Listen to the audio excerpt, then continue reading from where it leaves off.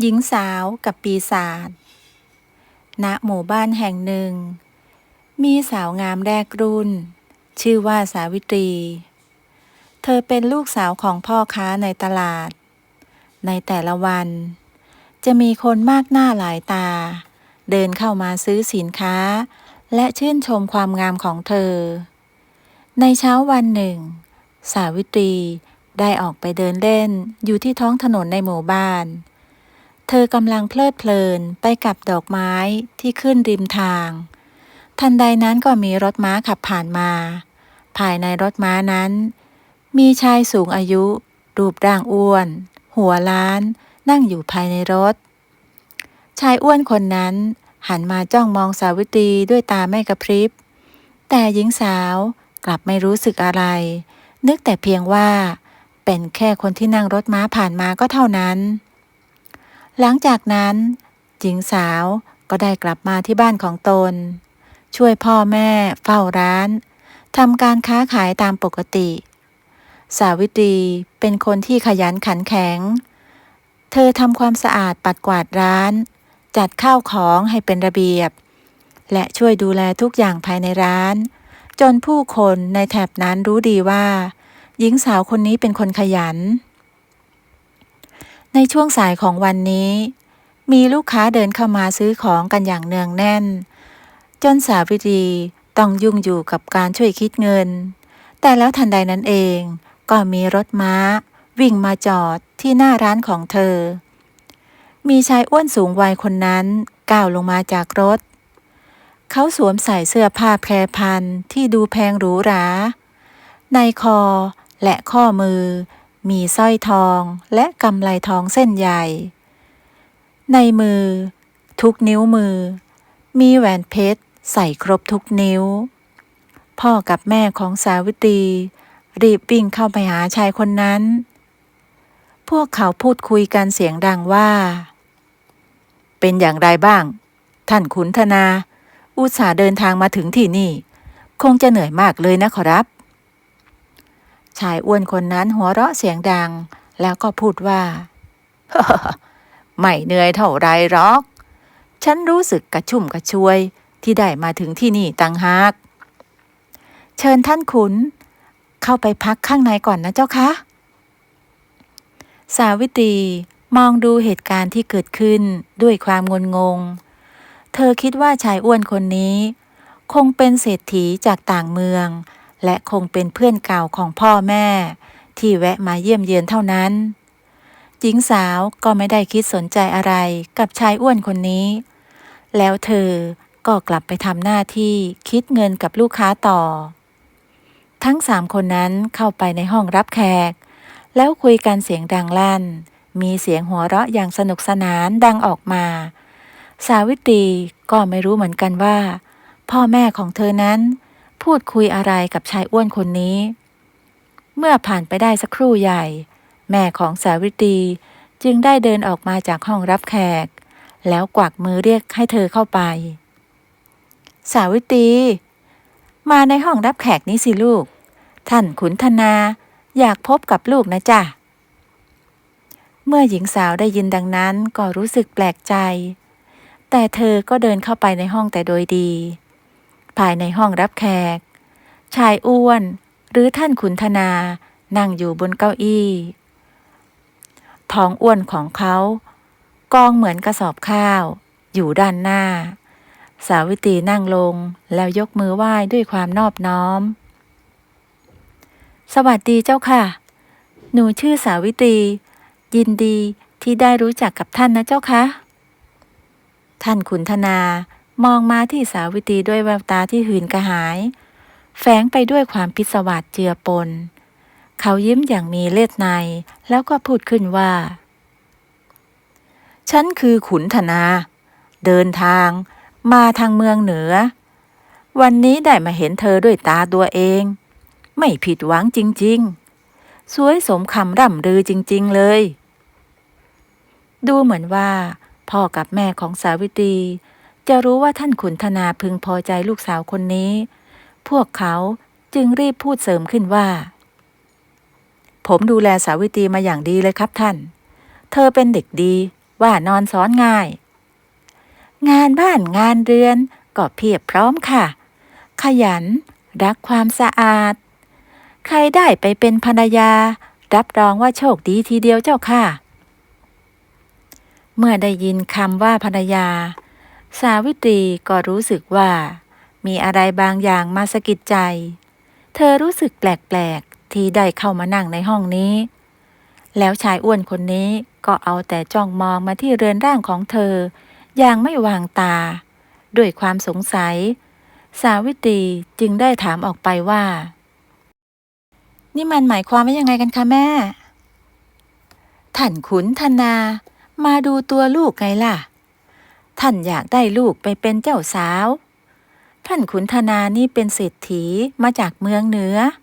ถ้าลูกได้แต่งงานกับท่าน รับรองสบายไปทั้งชาติเลยลูก สาวิตรีไม่เข้าใจกับคำพูดของแม่ เธอเริ่มแสดงสีหน้าไม่พอใจ เมื่อพ่อเห็นดังนั้นก็รีบพูดเสริมขึ้น ถ้าลูกได้เป็นภรรยาของท่านนะ จะได้แต่งตัวสวยๆ มีคนรับใช้ ไม่ต้องทำงานหนักอะไร มีแต่ความสุขสบายเลยลูก ท่านขุนธนาเองก็หัวเราะเสียงดังชอบใจ เขาเอามือตบท้องตัวเอง แล้วก็พูดเสียงดังลั่นห้องว่า มาอยู่กับฉัน ฉันจะเลี้ยงดูอย่างดี เมียทั้ง3 คนที่ฉันมีก็เลี้ยงดีหมด มีบ้านให้อยู่คนละหลัง มีคนรับใช้คอยดูแล แก้วแหวนเงินทองก็มีให้พร้อม สบายไปทั้งชีวิตเลยละ สาวิตรีเมื่อได้ยินดังนั้นก็ตกใจ เธอจึงถามกลับไป นี่ท่านมีเมีย3 คนแล้วเหรอคะ ใช่ ตอนนี้ฉันมีเมียมาแล้ว3 คน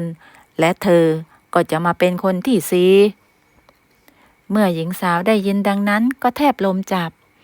แต่เธอก็ได้แต่แซงฝืนทนนั่งฟัง บทสนทนาของพวกเขา ซึ่งหลักๆก็คือ สินสอดทองมั่นจำนวนมาก ที่นายอ้วนคนนี้เสนอมาให้ ซึ่งพ่อและแม่ของสาวิตรีเองก็ตาลุกวาว เมื่อได้ยินจำนวนตัวเลขของเงินสดและทองคำที่ท่านขุนจะมอบให้เป็นค่าเลี้ยงดูที่ผ่านมา สาวิตรีจ้องมองชายอ้วนคนนี้อย่างไม่กระพริบ เธอคิดไปถึงว่าอนาคตข้างหน้า หากได้แต่งงานกับชายคนนี้จะใช้ชีวิตได้อย่างไร จะต้องอยู่นอนร่วมเตียงเคียงหมอนกับชายพุงพลุยที่นอนกรนดังสนั่นหวั่นไหวทุกคืน ไหนจะทั้งเมียทั้ง3 ก่อนหน้านี้อีก คงต้องได้ทะเลาะตบตีแย่งชิงสมบัติ และดูจากพฤติกรรมที่ท่านขุนธนาได้แสดงออกมาแล้ว เขาคงเป็นคนบ้าอำนาจใจนักเลงโผงผาง ไปอยู่ด้วยแล้ว ไม่รู้ว่าจะเป็นที่รองรับอารมณ์มากแค่ไหน ต้องย้ายไปอยู่ถึงเมืองเหนือ ไกลก็ไกล ไม่รู้จักใครเลยสักคน ถ้ามีปัญหาขึ้นมา ไม่รู้จะไปพึ่งใคร หญิงสาวจึงได้ข้อสรุปว่า เธอจะไม่แต่งงานกับชายคนนี้เด็ดขาด ในที่สุดทั้ง3 คนก็ได้ข้อสรุปว่า พรุ่งนี้ในช่วงสาย ท่านขุนธนาจะเดินทางมาที่บ้านอีกครั้ง เพื่อทำการสู่ขอสาวิตรี โดยจะนำเงินทองข้าวของจำนวนมากมาให้เพื่อเป็นค่าสินสอด ซึ่งพ่อแม่ของเธอนั้นก็มีอาการดีใจจนออกนอกหน้า ในค่ำคืนนั้น หญิงสาวนอนร้องไห้ น้ำตานองหน้า เธอได้ยินเสียงพ่อแม่คุยกันว่า ถึงเวลาที่พวกเขาจะร่ำรวยเสียที เพราะค่าสินสอดจากสาวิตรีนั้นมีมากโข ท่านขุนยอมจ่ายไม่อั้น เพื่อจะได้เธอไปเป็นเจ้าสาว การแต่งงานครั้งนี้จะพลิกชีวิตของเธอ จากแม่ค้าในตลาด ไปเป็นเมียเจ้าสัว ได้เกี่ยวดองกับเศรษฐีภาคเหนือ ใครล่ะจะกล้าปฏิเสธข้อเสนอนี้ หญิงสาวรู้สึกจนตรอกในความคิด ไม่ว่าจะมองไปทางไหน ก็ไม่เห็นทางออก ดูแล้วพ่อกับแม่ของเธอคงไม่มีวันปฏิเสธท่านขุนธนาเป็นแน่ ครั้นจะอยู่ต่อไป คงได้เป็นเจ้าสาว พร้อมกับชะตากรรมอันแสนรันทด เธอคิดได้ดังนั้นจึงลุกขึ้นจากที่นอน ตรงไปเก็บข้าวของเครื่องใช้บางส่วนหอบใส่ถุงผ้า แล้วจ้องมองไปที่หน้าต่างซึ่งเปิดเอาไว้ ทางรอดทางเดียวที่มีอยู่คือต้องหนีออกจากบ้านหลังนี้ในคืนนี้เท่านั้นสาวิตรีถือถุงผ้าแล้วปีนออกมาจากทางหน้าต่างเธอย่องเงียบๆไปตามข้างบ้านผ่านห้องนอนของพ่อกับแม่ซึ่งตอนนี้พวกเขากำลังคุยกันหัวเราะวาดฝันกับอนาคตอันร่ำรวยที่จะมาถึงหญิงสาวรู้สึกเสียใจที่จะต้องหนีไปโดยไม่ได้บอกพ่อแม่แต่ทำอย่างไรได้นี่เป็นทางที่เธอเลือกแล้วเธอจึงย่องผ่านไปจนพ้นตัวบ้านแล้วเดินไปตามท้องถนนในยามค่ำคืนหญิงสาวรู้สึกเคว้งคว้างอย่างมากที่ต้องมาเดินอย่างโดดเดี่ยวในกลางคืนแบบนี้เธอคิดว่าหากต้องหลบหนีอยู่อาศัยภายในหมู่บ้านแห่งนี้พรุ่งนี้พ่อแม่จะต้องออกตามหาและพบตัวเป็นแน่ดังนั้นวิธีเดียวที่จะหนีรอดคือต้องออกไปให้พ้นจากเมืองนี้สาวิตรีจึงมุ่งหน้าเดินออกจากเมืองแล้วตรงเข้าไปในป่าผ่านไปหลายชั่วโมงหญิงสาวได้เดินลัดเลาะไปภายในป่าอาศัยแสงสว่างจากดวงจันทร์กระจ่างในคืนนี้ที่พอมองเห็นทางอยู่บ้างสาวิตรีรู้สึกหวาดกลัวกับป่าในตอนกลางคืนแต่ถ้าเทียบกับต้องเป็นเจ้าสาวของท่านขุนแล้วสู้ไปตายเอาดาบหน้าดีกว่าว่าแล้วเธอก็รีบจ้ำอ้าวเดินเข้าไปในป่าทึบเมื่อเข้าไปในเขตป่าทึบบรรยากาศเริ่มแปรเปลี่ยนมีหมอกควันลอยจางๆไปทั่วทันใดนั้นเองเธอก็ได้ยินเสียงทุ้มกังวานดังมานี่เธอจะไปที่ไหนหรือสาวน้อยเมื่อสาวิตรีได้ยินก็หันไปตามเสียงนั้นแล้วเธอก็พบว่ามันเป็นต้นไม้สูงใหญ่ที่แผ่กิ่งก้านสาขาครอบคลุมไปหมดที่โคนต้นไม้นั้นมีดวงตาจมูกและปากปรากฏอยู่บนผิวไม้ใบหน้านั้นมองดูเหมือนชายชราที่มีหนวดเครารุงรังหญิงสาวรู้สึกตกใจแต่ก็ทำใจดีสู้เสือเธอจึงบอกออกไปว่าฉันหนีออกมาจากบ้านค่ะท่านต้นไม้พ่อแม่จะจับฉันแต่งงาน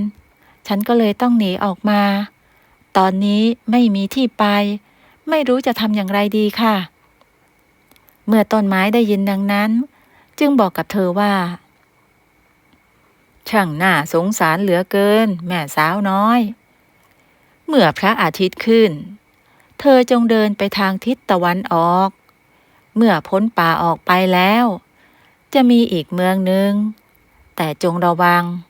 ในป่านี้มีปีศาจแฝงกายอยู่อย่าไว้ใจใครทั้งนั้นสาวิตรีจึงน้อมรับคำตักเตือนจากต้นไม้ใหญ่นั้นแล้วเธอก็มุ่งหน้าเดินทางต่อไปเมื่อไปถึงบริเวณลำธารหญิงสาวก็รู้สึกเหนื่อยล้าจึงได้นอนพักผ่อนที่ใต้ต้นไม้ใกล้ริมลำธารนั้นแสงจากพระอาทิตย์ยามเช้าได้ส่องกระทบมาที่ใบหน้าของเธอตื่นขึ้นมาจึงรู้ว่าถึงเวลาเช้าแล้วนึกถึงคำพูดของต้นไม้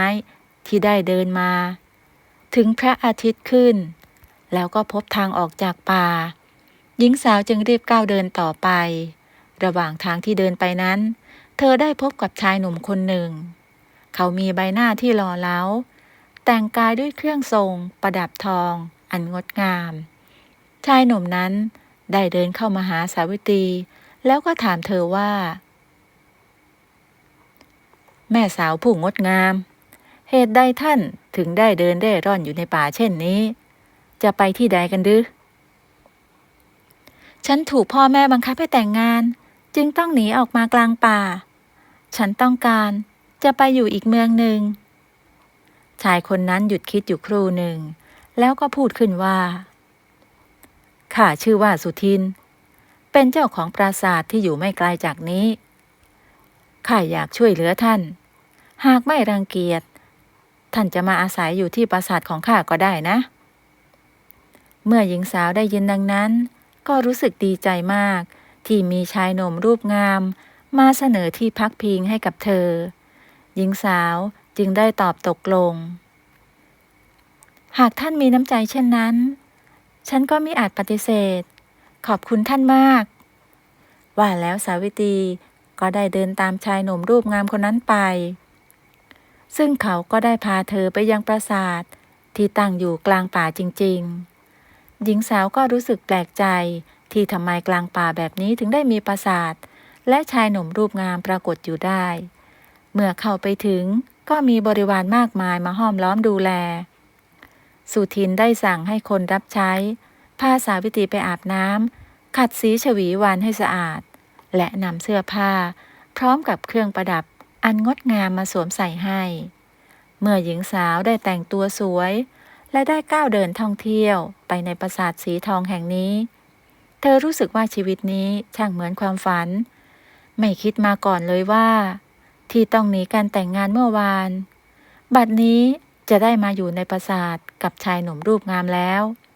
เธอลืมคำเตือนของต้นไม้ในป่าที่เคยบอกว่าอย่าไว้ใจใครหญิงสาวได้ใช้ชีวิตอันหรูหราในปราสาทแห่งนี้สุทินดูแลประคบประหงมเธอเป็นอย่างดีแต่สาวิตรีรู้สึกแปลกประหลาดในบางอย่างเพราะปราสาทแห่งนี้ในเวลากลางวันดูเหมือนทุกคนจะนอนหลับกันหมดแต่ในกลางคืนนั้นทุกคนจะตื่นออกมาเพื่อทำกิจกรรมต่างๆหญิงสาวได้แต่เก็บความสงสัยนี้ไว้ในใจมีช่วงหัวค่ำของวันหนึ่งสาวิตรีได้เดินเล่นไปตามทางเดินของปราสาทเธอเห็นแม่ครัว2 คนกำลังปรุงอาหารอยู่จึงคิดจะเข้าไปดูแต่แล้วก็ได้ยินเสียงแม่ครัว2 คนคุยกันว่าผู้หญิงที่นายท่านพามาเมื่อไหร่จะได้เวลาเอาไปบูชายันเสียทีฉันเบื่อที่จะต้องทำอาหารให้พวกมนุษย์กินแล้วนะอย่าบ่นไปเลยนะคุณให้นางอ้วนกว่านี้ก่อนรอวันพระจันทร์เต็มดวงรอบหน้าก็ได้ทำพิธีบูชายันแล้ว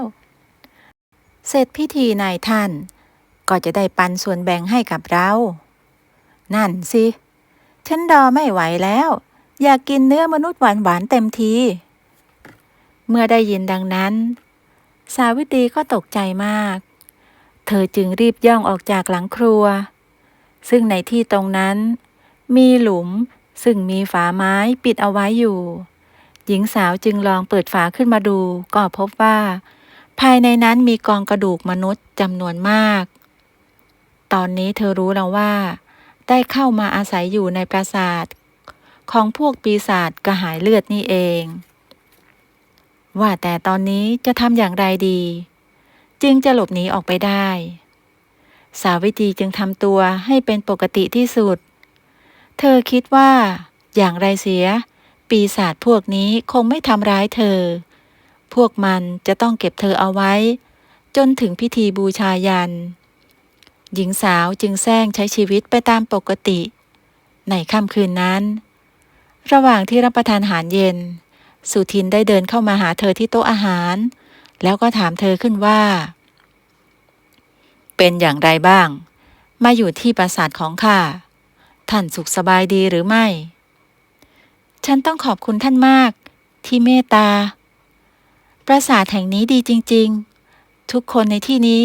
มีน้ำใจต่อฉันมากจ้ะหากเป็นเช่นนั้นก็ดีแล้ว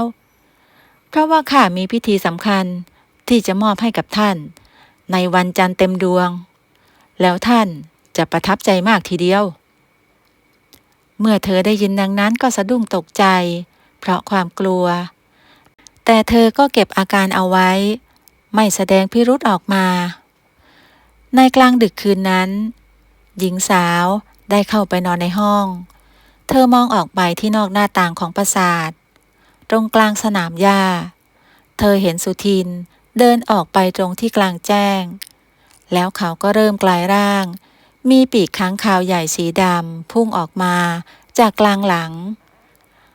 ร่างกายใบหน้าของเขาแปลเปลี่ยนไปเหมือนสัตว์เลื้อยคลานแล้วสุทินในร่างปีศาจก็กระพือปีกโบยบินหายลับไปในความมืดหญิงสาวตกใจกับสิ่งที่เห็นเธอคิดว่าทำอย่างไรดีถึงจะหนีออกไปจากที่นี่ได้หากออกไปตอนนี้คงไม่พ้นสายตาของเจ้าปีศาจที่โบยบินอยู่บนท้องฟ้า ถ้าอย่างนั้นก็รอให้ถึงวันรุ่งขึ้นดีกว่าจนในวันรุ่งสางของวันใหม่สาวิตรีได้แอบดูที่หน้าต่างเธอเห็นร่างปีศาจค้างคาวยักษ์ได้บินกลับมาจากนั้นมันก็กลายร่างเป็นสุทินชายหนุ่มผู้หล่อเหลาเขาเดินกลับเข้ามาในปราสาทแล้วก็เข้าไปนอนอยู่ในห้องหญิงสาวจึงแอบย่องออกมาจากห้องนอนซึ่งณตอนนี้บรรยากาศภายในปราสาทนั้นเงียบกริบดูเหมือนว่าปีศาจในร่างจำแรงทุกตนได้นอนหลับพักผ่อนในยามนี้เธอจึงได้ใช้โอกาสนี้แอบหนีออกมาจากปราสาทได้สำเร็จหลังจากที่หนีออกมาจากปราสาทสาวิตรีก็ได้บุกป่าฝ่าดงจนในที่สุดก็มาถึงที่ชายป่าซึ่งมีถนนที่ทอดเดินไปสู่เมืองข้างหน้าหญิงสาวรู้สึกดีใจมากที่รอดชีวิตออกมาได้เธอจึงรีบเดินไปตามถนนชายป่าแต่ทันใดนั้นเองก็มีเสียงขอร้องขอความช่วยเหลือดังขึ้นมาจากข้างทางขอให้ท่านโปรดช่วยข้าด้วยข้าโดนโจรรุมทำร้ายแล้วนำมาทิ้งไว้ที่นี่เมื่อสาวิตรีหันไปดูก็พบว่าหญิงสาวคนหนึ่งหน้าตาสะสวยแต่ว่าเนื้อตัวเต็มไปด้วยบาดแผลเสื้อผ้าขาดลุยเธอจึงรีบตรงไปช่วยเหลือแต่ทันทีที่สาวิตรีได้ใช้มือแตะไปบนร่างกายของหญิงสาวผู้นั้นร่างของหญิงสาวที่ได้รับบาดเจ็บก็สลายกลายเป็นหมอกควันสีดำแล้วหมอกควันนั้นก็ลอยเข้ามาในปากและจมูกของเธอทันทีนี่มันเกิดอะไรขึ้นทำไมฉันถึงควบคุมตัวเองไม่ได้มีเสียงดังก้องออกมาจากในสมองของสาวิตรีแล้วก็พูดโต้ตอบกับเธอว่า นางมนุษย์หน้าโง่ข้ารอวันนี้มานานรอให้มีร่างสิงสูตอนนี้ร่างของเจ้าตกเป็นของข้าแล้วมาเถอะจงเข้ามาในเมืองแล้วหลอกลวงเอาทรัพย์จากชายหนุ่มทั้งหลายกันไม่ฉันไม่ยอมได้โปรดอย่าทำอย่างนั้นแต่สาวิตรีก็มิอาจต่อสู้กับอำนาจของนางปีศาจได้มันชักนำให้ร่างของเธอเดินไปตามทางเดินและส่งสายตาชะม้อยชะม้ายไปยังหนุ่มเล็กหนุ่มใหญ่ทั้งหลายถึงแม้ว่าจะพยายามต่อสู้ขัดขืนสักเท่าไหร่ก็ไม่อาจต่อต้านอำนาจมืดของนางปีศาจตนนี้ได้จนในที่สุดนางปีศาจก็พาเธอมาหยุดยืนอยู่ตรงหน้าบ้านเศรษฐีหนุ่มคนหนึ่งเมื่อเศรษฐีหนุ่มคนนั้นเปิดประตูออกมานางปีศาจในร่างสาวิตรีก็แซงทำเป็นล้มต่อหน้าท่านเศรษฐีเห็นดังนั้นก็ตรงเข้าไปประคองแม่นางเป็นอะไรหรือเปล่าทำไมถึงได้มาหกล้มอยู่ที่หน้าบ้านของข้าช่วยข้าด้วยข้าถูกทำร้ายถ้าเช่นนั้นก็เชิญเจ้าเข้ามาหลบในบ้านของข้าก่อนเถอะเมื่อวัชระได้มองเห็นสาวิตรีในครั้งแรกเขาก็รู้สึกต้องตาตรึงใจในความงามถึงแม้ว่าร่างกายนี้จะโดนครอบงำด้วยอำนาจปีศาจก็ตามชายหนุ่มจึงได้นำพาให้สาวิตรีเข้าไปพักผ่อนอาศัยอยู่ภายในบ้านซึ่งเป็นคฤหาสน์หรูหรามีข้ารับใช้คอยดูแลมากมายนางปีศาจได้ใช้อำนาจยั่วยวนสารพัดทำให้เศรษฐีหนุ่มตกหลุมรักในมนต์เสน่หาของเธออย่างรวดเร็วนางปีศาจได้ใช้ร่างของสาวิตรีเสพสุขทุกอย่างที่ท่านเศรษฐีได้ปรนเปรอมาให้มันคิดจะสิงสู่ร่างนี้ดูดกินทุกอย่างจนสาวิตรีตายแล้วจะไปหาร่างใหม่เพื่อมาทำแบบนี้อีกถึงแม้สาวิตรีจะพยายามขัดขืนเพียงใดก็ไม่อาจสู้อำนาจของนางได้เลยจิตวิญญาณของหญิงสาวจึงถูกกดทับซ่อนไว้ในร่างไม่อาจแสดงตัวตนที่แท้จริงออกมาได้อยู่มาวันหนึ่งวัชระได้นิมนต์พระมาจำนวนมากเพื่อทำบุญบ้านประจำปีทันทีที่พระได้เดินเข้ามาในบ้านนางปีศาจก็ออกอาการลนลานอยู่ไม่สุขจนผิดสังเกตจนกระทั่งมีพระชรารูปหนึ่งเดินเข้ามาใกล้พระรูปนั้นเ พ่งมองไปที่สาวิตรีแล้วท่านก็ตรงเข้าไปเอาขันน้ำมนต์มา จากนั้นก็ปะพรมน้ำมนต์ไปบนร่างของสาวิตรีทันทีนางปีศาจกรีดร้องด้วยความเจ็บปวดพุทธคุณจากน้ำมนต์ได้ทำลายอำนาจที่กักขังจิตใจของสาวิตรีเอาไว้หญิงสาวจึงได้คติคืนมาเธอจึงรีบพูดออกมาว่าขอหลวงตาจงช่วยข้าด้วยเถิดตอนนี้ในตัวของข้ามีนางปีศาจสิงอยู่มันบังคับให้ข้าล่อลวงท่านเศรษฐีอยู่ที่นี่เมื่อวัชระซึ่งอยู่ในเหตุการณ์ได้ยินดังนั้นก็ตกใจที่ผ่านมาหญิงสาวสวยที่เขาตกหลุมรักก็คือนางปีศาจแฝงกายมาอย่างนั้นหรือหลวงตาไม่รอช้าท่านสั่งให้คนไปเอาสายสิญจน์มาพันรอบมือรอบเท้าของสาวิตรีแล้วก็ทำการสวดพร้อมกับปะพรมน้ำมนต์ลงมานางปีศาจที่อยู่ในร่างของสาวิตรีก็กรีดร้องเสียงดังลั่นด้วยความเจ็บปวดมันร้องโหยหวนทุกข์ทรมานแสนสาหัสโอ้ยเจ็บปวดเหลือเกินทำไมมันร้อนแสบแบบนี้ข้าทนไม่ไหวแล้วอยู่ไม่ได้แล้วทันใดนั้นก็มีกลุ่มควันดำพวยพุ่งออกมาจากร่างของหญิงสาวควันดำนั้นได้ก่อตัวเป็นรูปร่างนางปีศาจที่มานอนหมอบราบคาบอยู่ต่อหน้าหลวงตาวัชระและทุกคนที่อยู่ในเหตุการณ์มองด้วยความตกตะลึงหลวงตาจึงหยิบพระอบขึ้นมาแล้วร่ายมนต์สักครู่หนึ่งร่างของนางปีศาจที่นอนหมอบอยู่ก็เริ่มสลายกลายเป็นไอแล้วถูกดูดเข้ามาเก็บไว้ในพระอบของหลวงตาหลวงตาจึงได้บอกกับทุกคนว่านางปีศาจชั่วร้ายที่คอยล่อลวงคนได้ถูกกำจัดไปแล้วและหลวงตาจะเอาพระอบนี้ไปเผาไฟส่งวิญญาณนางปีศาจให้ไปพบอื่นจะได้ไม่ต้องมาดักทำร้ายคนแบบนี้อีกเมื่อเห็นดังนั้นสาวิตรีซึ่งตอนนี้ได้ฟื้นคืนสติกลับมาอย่างสมบูรณ์เธอจึงได้ก้มกราบไปที่เท้าของหลวงตาแล้วบอกว่าขอบพระคุณหลวงตามากที่ช่วยเหลือข้าทำให้รอดพ้นจากมนต์สะกดอันชั่วร้ายได้จากนั้นสาวิตรีก็ได้หันมาพูดกับวัชระด้วยน้ำตานองหน้าว่าขอบคุณท่านเศรษฐีที่ได้ช่วยดูแลข้ามาตลอดถึงแม้ในตอนนั้นจะโดนนางปีศาจสิงอยู่ก็ตามข้าก็ซาบซึ้งในน้ำใจที่ท่านมีจากนี้ไปข้าคงต้องขอลาไปตามทางของข้าเมื่อวัชระได้ยินดังนั้นเขาก็รู้สึกใจหายเพราะอันที่จริงตัวเขานั้นได้ตกหลุมรักสาวิตรีตั้งแต่แรกเห็นอยู่แล้วเขาจึงไม่อยากให้เธอจากไปไหนชายหนุ่มจึงได้พูดขึ้นว่าเจ้าไม่ต้องเดินทางไปที่ใดหรอกจงใช้ชีวิตอาศัยอยู่ในบ้านหลังนี้ที่นี่ข้าสัญญาว่าจะดูแลเจ้าอย่างดีสาวิตรีได้ยินดังนั้นก็ช่างใจคิดเธอไม่มีที่ไปอื่นใดจะกลับบ้านก็ไม่ได้ดังนั้นการได้อยู่ในบ้านของเศรษฐีหนุ่มก็เป็นทางเลือกที่ดีเธอจึงตอบตกลงที่จะอยู่กับวัชระที่นี่ต่อไปทั้งสองคนได้ใช้ชีวิตร่วมกันสาวิตรีได้เล่าเรื่องราวทุกอย่างที่เกิดขึ้นให้วัชระฟังซึ่งเขาก็เข้าใจและยอมรับในสิ่งที่เกิดขึ้นหลังจากนั้นไม่นานวัชระก็ได้จัดพิธีแต่งงานกับสาวิตรี